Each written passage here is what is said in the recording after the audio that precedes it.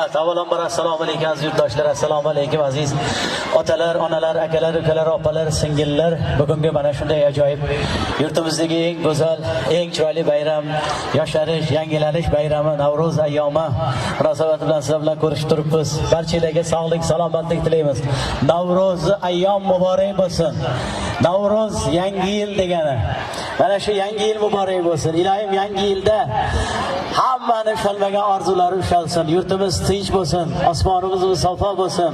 Xudoyim dehqonchiliklarimizga baraka bersin. Samarqand bundan ham gullab yashnasin. Taxtachi bundan ham gullab yashnasin, ko'z tegmasin. Taxtachiga ko'z tegmasin. Samarqandda tumanlar ko'p, hammasidan ko'nglimiz to'q. Hammasi ham o'zgacha, lekin taxtachiga gap yo'q. Mana bayram, mana tantana, haqiqiy Navro'zni nafas kelib turibdi. Haqiqiy yangi yilni nafas kelib turibdi. Haqiqiy yangi havoni nafas kelib turibdi. Ko'z tegmasin. Salomat bo'linglar, onajonlar, opajonlar, singillar, aka-ukalar, hoji otalar, hoji onalar. Ilohim ko'z tegmasin. Tanijoninglar sog' bo'lsin, umringiz uzoq bo'lsin. Xonadoningizda hamisha xursandchilik bo'lsin, bayram bo'lsin ilohim. Xonadoningizda yaxshi kunlarda kelib xizmat qilish nasib qilsin ilohim. Omon bo'linglar. Muxlislarimizni asosiy qismi 70-80% ayollar. Erkaklar. Bechara bormi o'zi? Bir joyda qolib ketdi bechara erkaklar.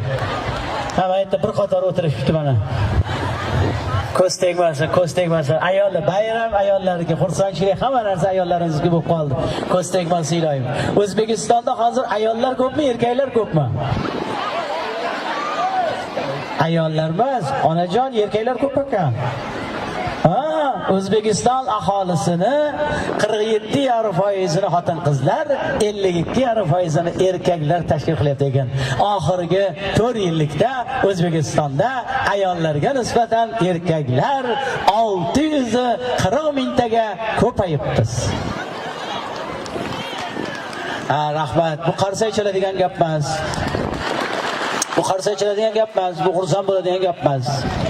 Bu degani nima degani? Bu degani 640 mingta erkakka xotin yetmayapti degani. Battar bo'lsin degan. Ayib o'zimizda o'g'il bo'lsin deyaverdik, mana ahvol. Endi hozir qizlar yetishmayapti. To'g'rimi? To'yga borsak ham faqat kelin-kuyovga nima tiladik? Nima bersin deymiz? To'yga borsak o'g'il bersin deydik. Yana qanaqa o'g'il bersin deydi? Qo'chqorday o'g'il bersin deydi. Iltimos, mana shu niyatda aytmanglar. Hamma narsa niyatga bog'liq. U qo'chqorday o'g'il qanaqa bo'ladi? Dumbas katta bola bo'ladi. Hamma narsa niyatga bog'liq. O'shaning uchun mana hozir 30 dan yoshgan erkaklarni qarang, hammasi qonni ichib ketgan, bu yoqqa chiqib ketgan. Qiz bersin, yaxshi qarashlarga qizlar bersinlar, niyat qilinglar bu yog'iga. Chunki qizlar kamayib ketibdi. Hozir bizning mahallada ishonasizlarmi, boshqa viloyatlardan kelib kelin qidirib yuribdi. Kelin yo'q. Qizlar yo'q. Kamayib ketdi. Meni dadam mahallaning oqsoqoli, dadam aytayaptilar yaqinda.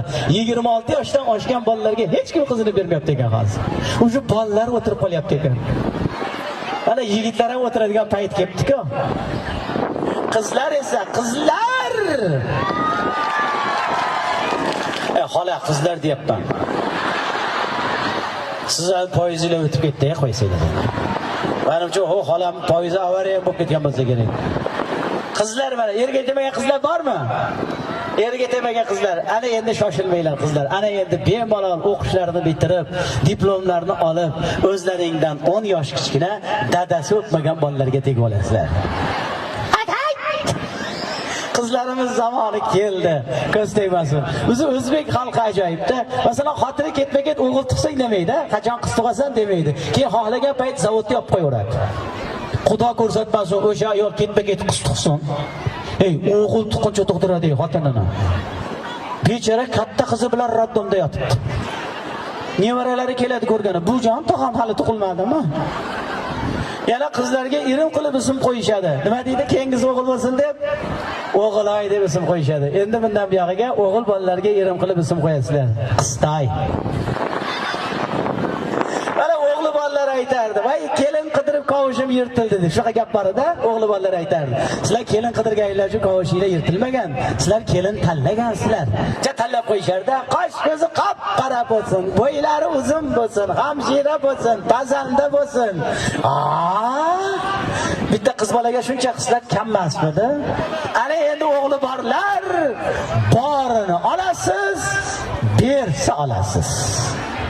Qizi borlar bormi? Mana shunda qiz, kimda qiz? Mana qizi borlar, opalar, bizni davrimiz keldi. Bitta narsani aytaymi? Endi oldingidaqa sovchilarni kutib olib, ularni oldiga o'zimiz yemagan pista odamlarni qo'yish shart emas. Shu ikkita stakan bilan bitta bezga suv qo'yib qo'ying bo'ladi. Bechora qizi borlari dasturxon bezatib qizini vaqtda o'tirardi. Voy qizim ostona xatlab ko'chaga chiqmagan. Voy telefon ishlatmaydi. 10 ta gapirsangiz bitta gapirib tinchayib turadi. Endi shart emas. Endi to'g'risini aytaverasizlar. Mana qizim ko'chadan kirmaydi. Qo'lidan telefon tushmaydi. Bitta gap gapirsa betingni yulib oladi mana ahvol. Biz yigit onasi ham endi boshqa variant yo'q-da. Voy rossa mana shunaqasini qidirib yurdim. Voy ko'nglimdagini topdim. Meni o'g'lim pazanda.